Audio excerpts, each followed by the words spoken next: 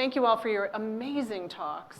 And so what we're going to do right now is we are going to reveal the big question that we're going to discuss. We're going to talk about it. We're going to reveal it with our voices. That's right. Jessica's going like this to explain to me that that's how I'm going to reveal it. So the big question that everyone is going to talk about is actually MJ's question: do human beings deserve another planet? Have you all been thinking about that since you heard her talk about it? Isn't that resonating in your brain? And so with the acknowledgement right now that you're not allowed to just say yes or no or maybe, I'm going to start by asking everyone in reverse alphabetical order of their first name whether humans deserve another planet. And so just say a brief statement. Yes, you too. Just say a brief statement when I call on you, and then we'll have a bit of a discussion. And at the end of a half hour of our own discussion, or at whatever point we come to fisticuffs, then we will turn to questions from the audience. And so do humans deserve another planet? Shannon. Yes, and I believe MJ referred to it as the Hail Mary. I very much think we deserve a second chance. So I would, caveat that, and in particular with science. So much we can do with science, so let's get that second chance. Something we might also bring up as we converse later is what it is that we've done that's so terrible that we would classify this as a second chance. So that's an interesting topic also, because there's good and bad. Yeah. All right, do human beings deserve another planet? Phil. Okay. I just asked MJ if it'd be okay if I gave a smart aleck answer. So just joking around. I agreed with her answer, actually. But just joking around, you could point out that the talk was given from the point of view of a theoretician. So if you want to approach it as an experimentalist, you could just go and try to settle Mars. And if you're successful, the answer is yes, because the Cosmic Federation didn't fly down and say, "What are you doing? Get back on your planet. You don't deserve this one."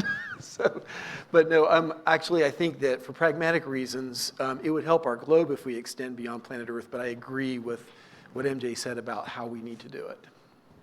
That's great. And it's something that Steve Ruff here at ASU said that is stuck in my head. There is literally nothing we could do to the Earth that would make it less comfortable than Mars. Earth is always going to be more comfortable than Mars. Do human beings deserve another planet, MJ? No. Whoa! I don't. I came to this because my gut feeling is that we don't. That we've been terrible stewards of this particular planet. And as much as I love, respect, admire, and am ravished into admiration by science, science has been just as complicitous in the destruction of the planet as anything else. And so we need a better science, or a science sort of living up to its best self and its best ideals. So, I mean, the reason that I wrote the talk was in order to examine the conditions of possibility under which I might be wrong. My feeling might be wrong, and I could sort of convince myself into the opposite. So aspirationally, yes, but I feel like maybe no. Yes. So would your next essay please be under what circumstances we would deserve it? That's right, yeah. I'd like Because to make the that would question be as like chewy as possible. Under what Yeah. circumstances might we deserve you? Yeah, we could aspire. All right. Do human beings deserve another planet? Lisa. So I'm going to refer back to the last part of my talk, which is who is the we, right? Does everyone deserve another planet equally, right? If you are Elon Musk, if you are a student at ASU, if you are just Joe Regular somewhere, not in America, right? Humanity is such, it is not being human is not a homogeneous experience, and that I think extends to this question as well. To maybe give it a little bit more texture, I don't know if everyone here has heard of the idea of the Anthropocene. This idea that we've moved on from the Holocene as a geological epoch, that we are now in a new one in which anthropos, right, humanity, is the primary driver of global scale environmental change or geophysical change. But as scholars in the fields that I circulated have kind of pointed out, not everyone participates in the Anthropocene equally, right? What does the Anthropocene look like from Africa versus from North America, right? That not everyone is contributing to this geophysical change at the same rate or potentially even at all. So if we're not all participating in the change of our own planet, that makes it complicated whether or not we deserve another one. How can we think about that question in a way that maybe honors that difference and that unequal participation in how we've affected our own planet now? Wasn't it Gibson who said that the future is here, it's just unevenly distributed? Yeah.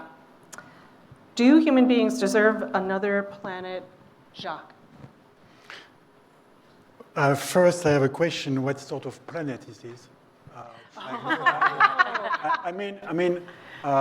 I have in my head one of the modern principle coming from Hans Jonas concerning the principle of responsibility and the fact that as humans, we are responsible of the life in general. And so is it in inhabited planet or with life? And it depends. In any case, if we have an idea of the existence of the planet, it means that we have a responsibility to this planet. The fact is, when we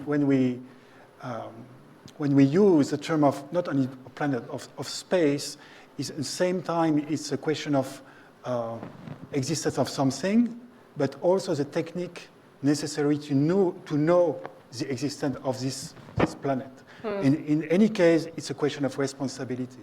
When I introduce the idea of practical geocentrism or practical anthropocentrism, it was one of the reasons. So first, we have to know, it's the question of science, when we introduce the fact of science, as you do. And that's science, that's knowledge, that's responsibility, and after we have to decide if we deserve or not. But it's not an easy question, in my opinion. I don't think it's an easy question. Do human beings deserve another planet, Hiro? Yeah, I think there's another question that we have to answer before that. That's a dodge. Which Okay. is, I know, right? yes. I think the question is, do we deserve this planet? And I don't think the answer has come out yet. Because, Homo sapiens is one of the newest species, right? My favorite analogy is that if the history of Earth is 24 hours, one day, then we are like what?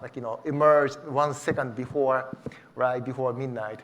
So, imagine that there's a 24-hour-long party, and, it was quite eventful, but 1 second before, this thing, like, Homo sapiens show up and it's drinking up all the, beers and wines everywhere in the world and making huge, and we still don't know what they are doing. And, so we have to pass this test.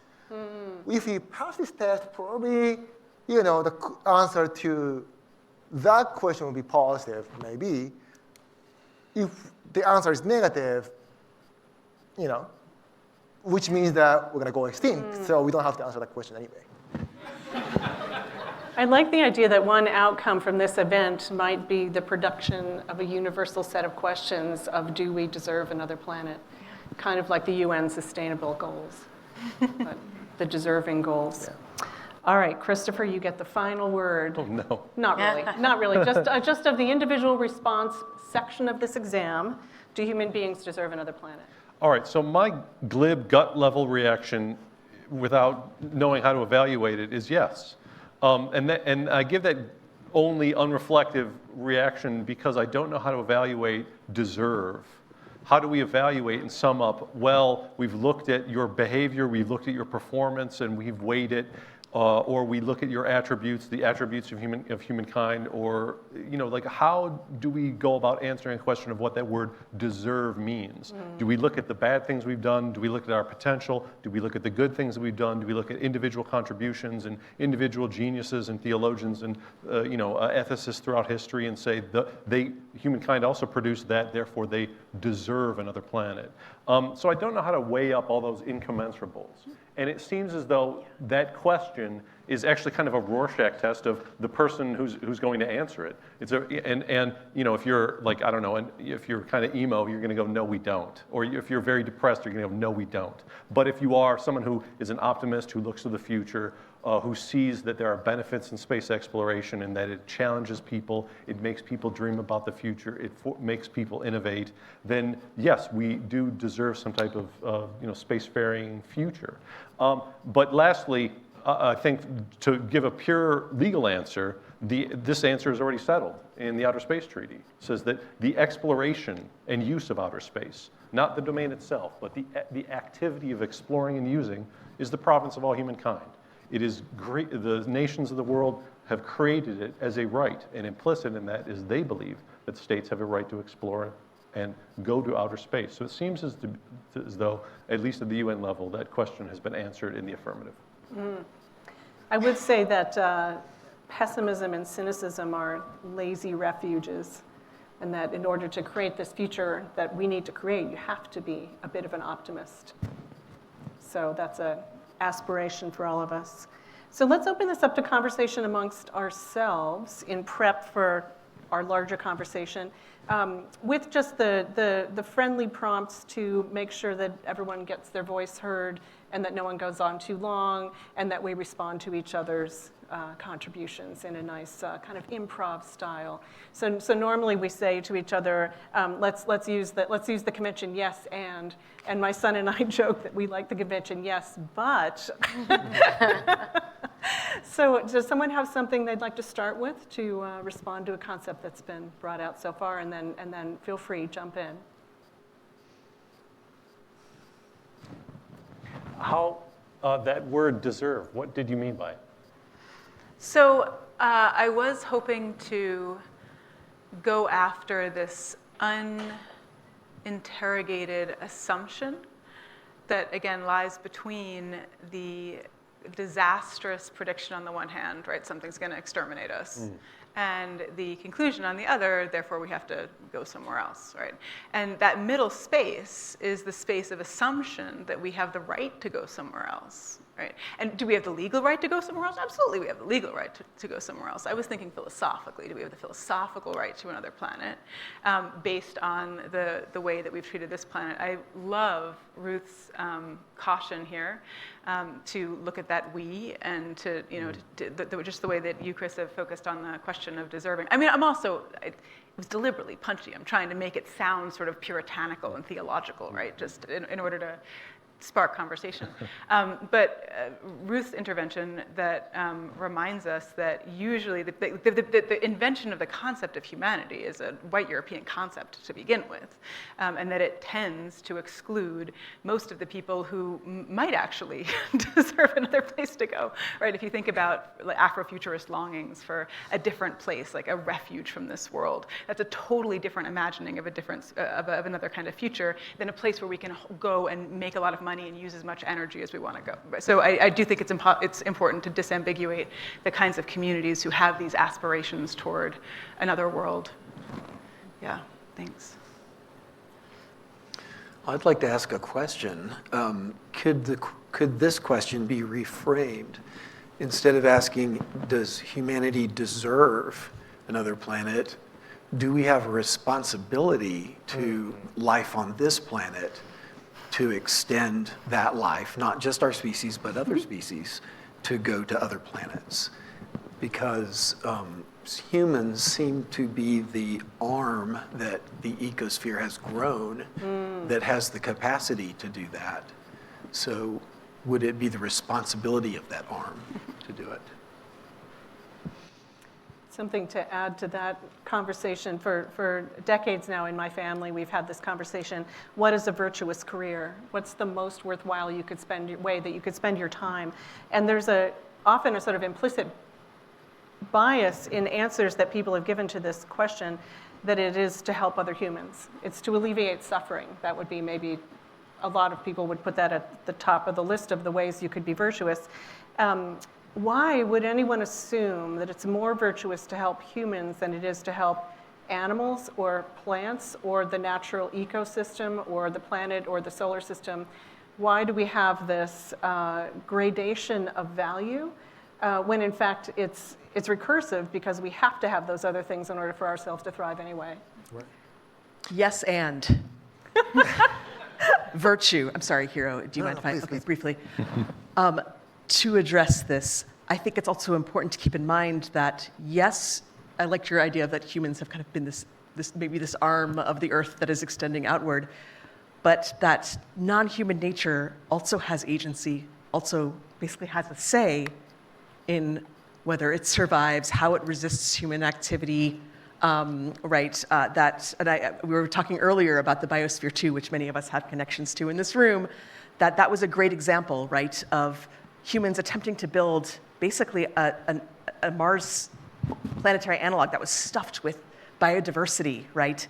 This idea of how can we bring as much biodiversity with us as possible, but ultimately, all of those different species settled out in their own ways, right? That ultimately there was no way to necessarily predict how those organisms and even kind of, again, the kind of tiny, small scale other processes were going to react to enclosing everything all together in a sealed system for 2 years, right? That ultimately there were mass extinctions very quickly, right? Especially certain pollinators that were really crucial to helping with food production, right? That ultimately, even if we were to potentially try to preserve other species, that they actually have a say, right? In whether or not, maybe a little stretch to say whether or not they want to be there, but how they respond to that effort to be saved. I just want to extend your argument field to other planets, right?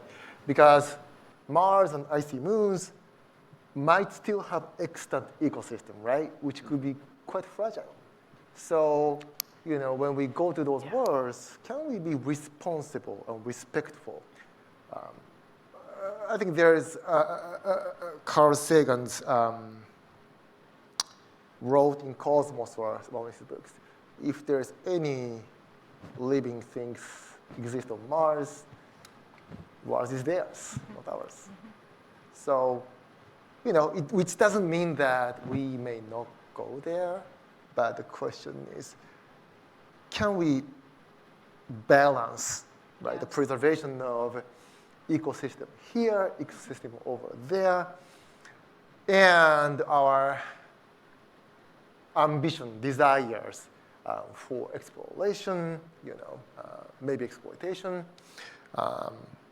So kind of going back to my argument, we are being tested here if we can be responsible. If we are, then probably we're going to be responsible too in other worlds. If not, probably not. To build on that, though, I wish we could go through this question and think more and think robustly about it. And the part that I almost lose sleep over at night is that the cart's already ahead of the horse here, and that there's so much momentum already in space. I want to think about this question robustly, but others have already begun answering it. We are already out there. We must start thinking about what are we going to do, even if your answer is no. And I absolutely understand why, and agree actually with many of what you said. Also, and here we are, and we're going to have to think about what's the best way to do it. So we can start to answer that question, but I think even if your answer is no, you have to think about the yes, whether you like it or not, because we're already there. Yeah, in fact, we're almost too late. We have to act, not just think. Yeah. Jacques, do you have something you want to add? Always to following this idea of the necessity of scientific investigation. Sometimes I hear the argument explaining that the natural process is to expansion of every species or group of species.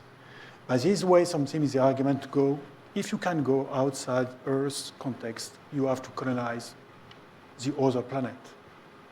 It's an argument which tries to be based on scientific knowledge. The scientific argument is correct. But in the same way, I learned from science the fact that as human species, we are the product of evolution, Darwinian evolution, with some specificity, especially in the way how we act together. We are not only the product of natural selection and struggle for life, but also process of social process, social responsibility, and a way to interact together different from the other way that we can study in nature. So even if we use scientific argument to go forward, to colonize the other planet, we have not to forget that we are human. And the product of specific process, and even sometimes to decide not to introduce or to struggle for life and say, okay, we arrive on Mars, even if we have some minor life is nothing, it's a panspermic expansion and nothing more.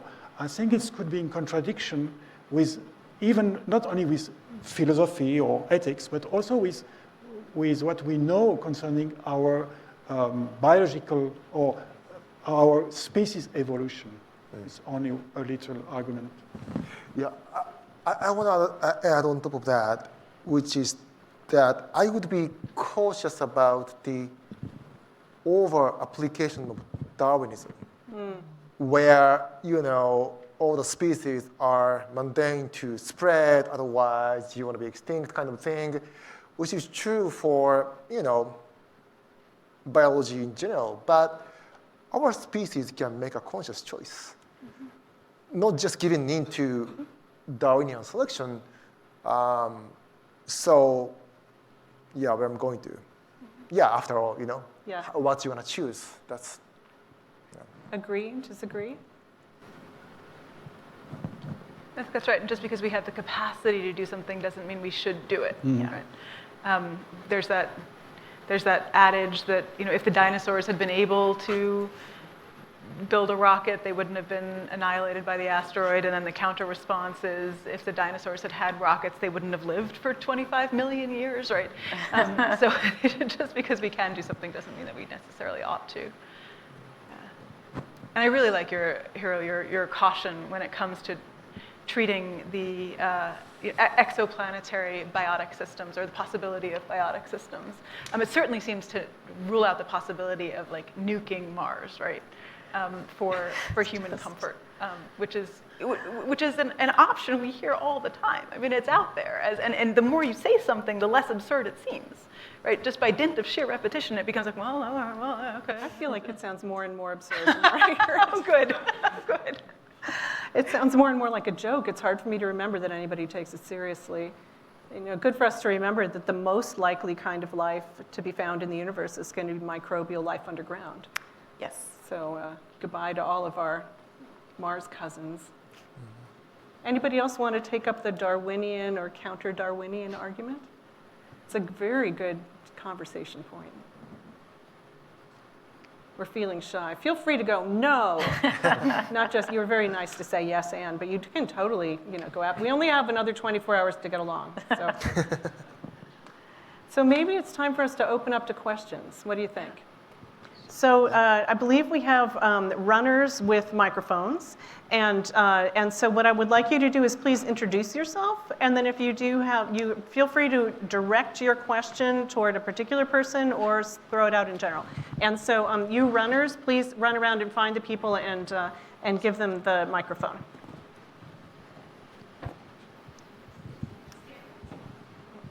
My name is Claire, and I'm a mentor to ASU students and an alumna of ASU. I was curious about what space law says about who owns space debris. Ooh. Yeah, certainly. So the clear basic answer is that if you launched it, you still own it, your state still has jurisdiction over it, you still are responsible and answerable for it, including answerable for any claims of liability for damage. So that's the regime that we have. It's difficult to enforce, especially if it's just a paint fleck and you can't really determine who it came from. But that's one of a really good example of, we have basic rules.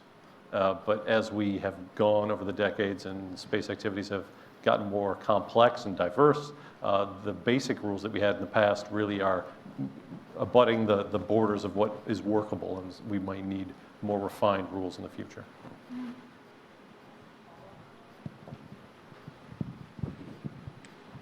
Just to follow up on that, I'm Jessica Rusay, Planetary Initiative. What about debris caused by other debris? Oh, man. I mean, it's still the national activities of a state. Of someone else's property. And we have instances of states intentionally creating debris through anti-satellite testing, and intentionally striking their own satellites to create debris. But it is still the national activities of that launching state. Just to add to that, I was just having a conversation with somebody at Space Force recently talking about is there possible to have salvage of debris, which I think is the next question to your question. And they're very cautious about that since they would not like anyone else to look at their satellite debris. Yeah. Could I also add to this really quickly? Feel free to correct me, but I believe it's not just the nation that owns and operates the satellite, but also whoever launched it as well is also jointly and severally liable for any damage that occurs because of that object, right? So and the launching state.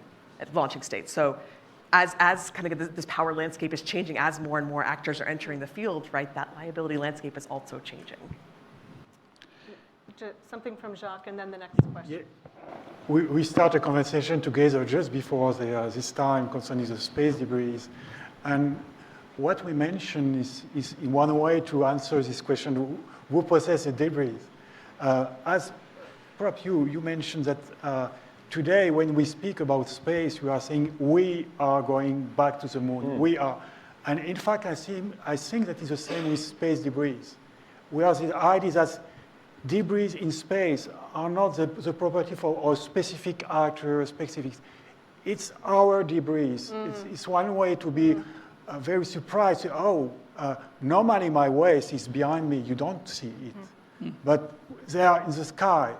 And our debris are in the sky. And it's a very uncomfortable situation. And that's uncomfortable, but perhaps is the occasion to think about what we are doing now, or that we are doing now in space with this debris, and perhaps what we are doing on Earth with other debris. And perhaps one of the reasons, as we mentioned together, that, I don't know, in your media, but in the French media, each week you have something about space debris. Really? In the press review of the space agency, I'm sure that each week you have 1 or 2 or 3 articles concerning space debris. Wow. And for me, is the illustration of the fact that we are uncomfortable with this question because it's our debris in space. Hi. Starting from who are we to decide, are we really deserving or non-deserving? Because we didn't get to decide when we got our consciousness. We didn't get to decide when we moved from just living in water to living in land as some kind of species.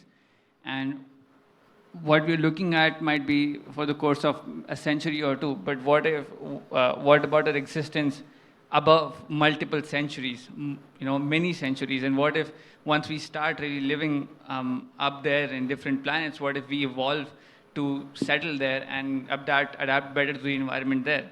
So would answering this question of do we deserve to go up there really make a difference? Because the universe will eventually decide for us if we are meant to get there and settle there.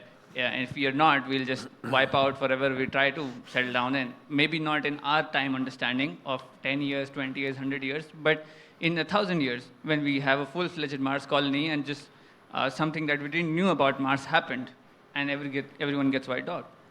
So would anyone like to respond to the idea that if we can do it, it shows that we deserve to do it?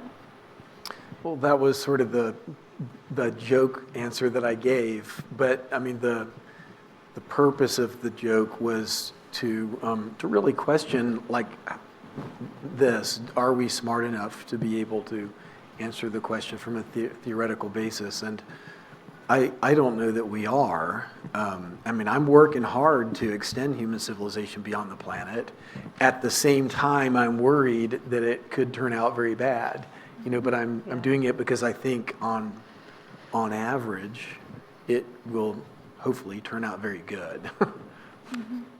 Additionally, your question and Hiro's talk touched on sort of more of a cosmic timeline. And so you use the 24-hour day.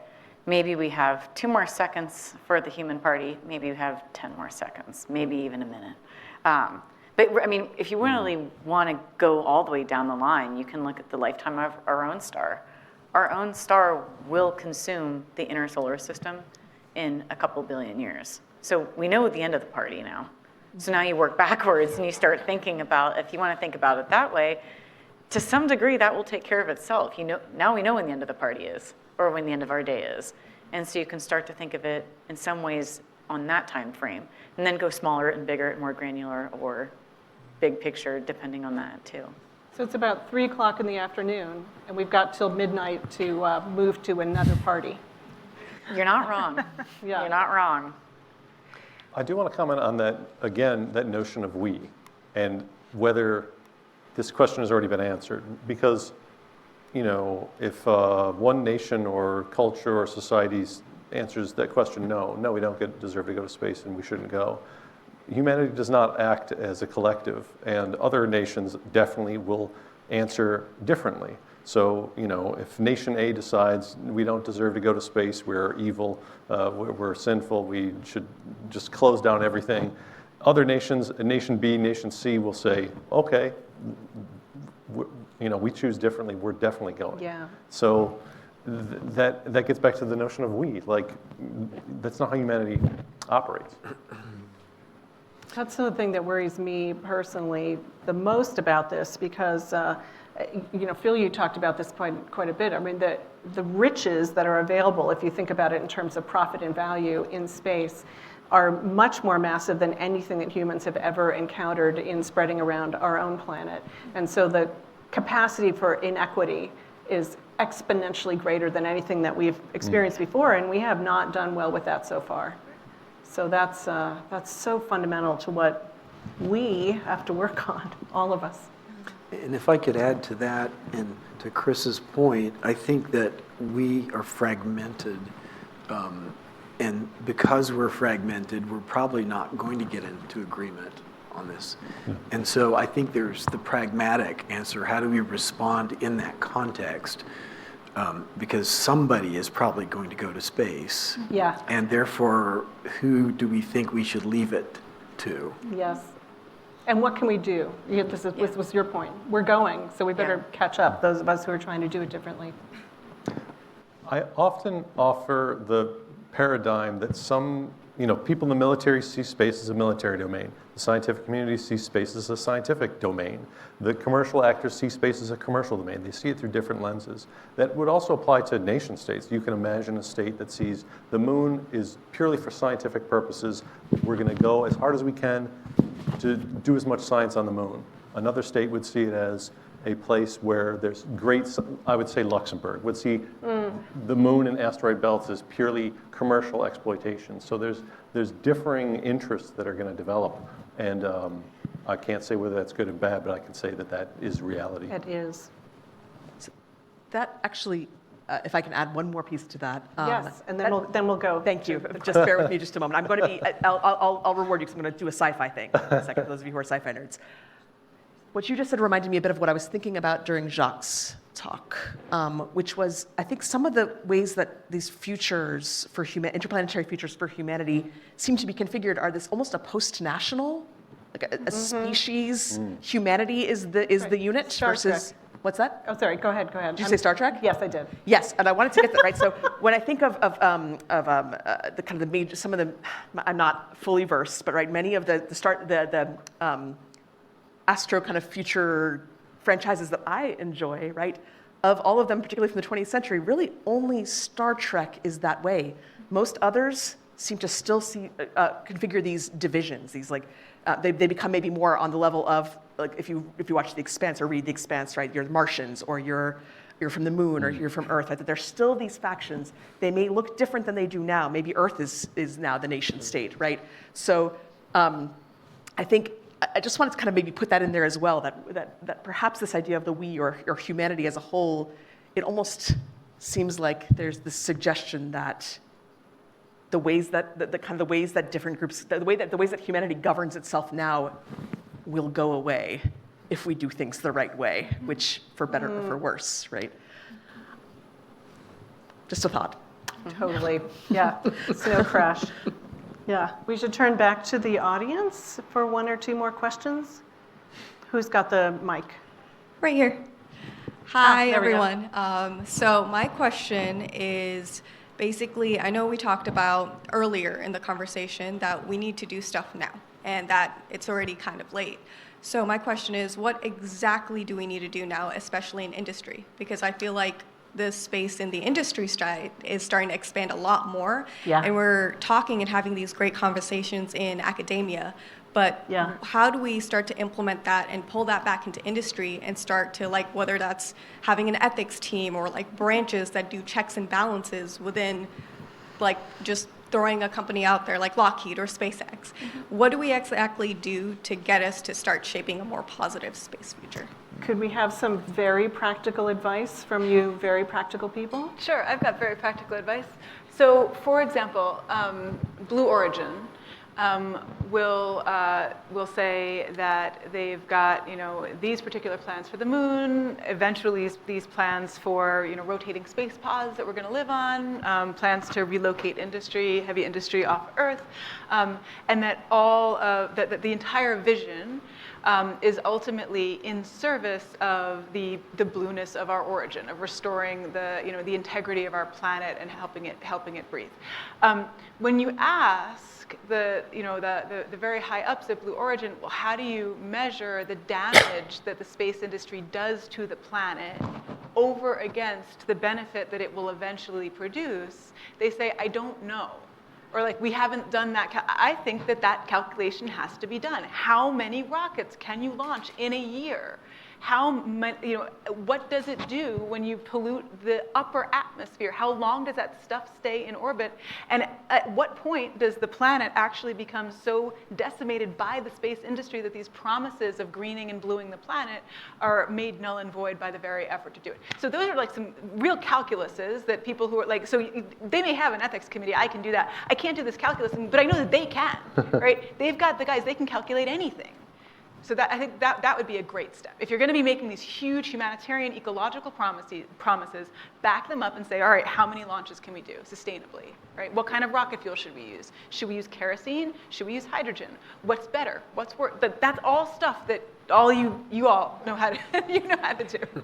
And I would wrap all of that up and then toss it to Chris, and then say, Chris, I say Chris, but the UN, I think an international governing body at the end of the day has to be asking those questions, the big picture questions on can versus should that so many of us have touched on, and then doing it that way. I mean, that would be the most practical way. Is it perfect and complete? No, but if I had to make a call right now, it would be taking these kinds of dialogues and putting them under a governing body. Anybody have one last comment? Then we'll go to one last question. That kind of covers it, I think. Well, I'll Chris. just add. Oh, yeah. Oh, go ahead. I'll just add that the issue you brought about rockets affecting the atmosphere, that is a big question, and it's growing. The papers published on that topic have grown exponentially in the last 3 years, and it's going to be a big issue. Yeah. And like climate models, it's not an easy answer Yeah. to know exactly what the effect is. It's very complicated. Chris, did you want to have a... Yeah, very briefly, the United Nations Committee on the Peaceful Uses of Outer Space has 102 member states, and it does not have an agenda item, say, on lunar governance, but it does have an agenda item in a working group on space resources. And at a working group like that, and I think more generally, it will be incredibly important if we know, for example, not merely what the economic opportunities are for the moon, but we also know what the scientific opportunities are at the moon, and those which are specific and unique to the moon. The things that we can do on the moon that we cannot do on Earth, or that would be very difficult to do on Earth, the things that we can do on the moon, the scientific discoveries about the moon, the scientific experiments we can do on the moon, having a list of what those are, being clear about what those are, communicating that they are unique, pristine, and can be despoiled by other activities, including commercial activities, making that certain that we know what those opportunities are, and then communicating both at the international level and then here within the United States with the regulators which grant licenses. If you are a commercial company, you can't go to space unless you ask the US government for permission, and they look at your mission plan and decide that it comports with their law and with their international interests. And that's done through the Department of Commerce, the FAA, FCC, in consultation with NASA and State Department. However, the group of people that do that is a small group of people, and they are pressed for time. So if you make things easier for them to be informed and make holistic decisions, it will only assist the types of questions and concerns that we have here. That's something that the Lunar Advisory Group, for LEXAG, for NASA, that's sort of their purview to do that kind of thing. So that's something we can get involved in. So we're out of time, but I want to take one last question because some of you have been waiting for so long. And there's the person. Yeah, sorry. So give us a good, crisp question, Yes, and we're going to give you a good, crisp answer. I had a question that stemmed from Dr. Shannon's talk about Mars and civilization as a whole. Do you guys think it's possible, or if we were to have a civilization on Mars, for it to be governed by scientists rather than politicians, for example? And if so, what are the biggest drawbacks and consequences of that? To make sure I understand, so your question is, should scientists effectively be in charge there? What are the biggest consequences? Yeah, sure. Well, full disclosure, I'm a scientist, so I do think, should scientists be in charge? Actually, believe it or not, I would say no. Scientists and management don't always go hand in hand. They can, but not always. So there are people that are good at managing, and then there are people good at science. So I think you have the people coming up with science questions to drive it. You think about the infrastructure you need around that, and then that you could say, the people that manage would actually be in charge. So perhaps politicians. Maybe not a politician, but maybe you would vote on who the best manager is. A democratic way of doing that. I sincerely think that would be the sanest way to do it. You could say, you can't go over there because right now we think there might be life. So this area is cordoned off, but you can have a base over here. You need to have, those would be good ways that everybody could follow that rule, as opposed to one country, one interest, et cetera, et cetera, et cetera. A testing site, things like that. And so should scientists run it? I think that they could help with the governance, but they're people who are really good managers. So if you're doing an MBA or a management or a technology, degree right now, think about that. Those are the people I'd actually want helping implement order. We are out of time. So shall we thank everyone? Then Jessica, you have some final words? I just want to thank everybody for coming today. I want to thank all of our panelists. Thank you, Lindy, as well.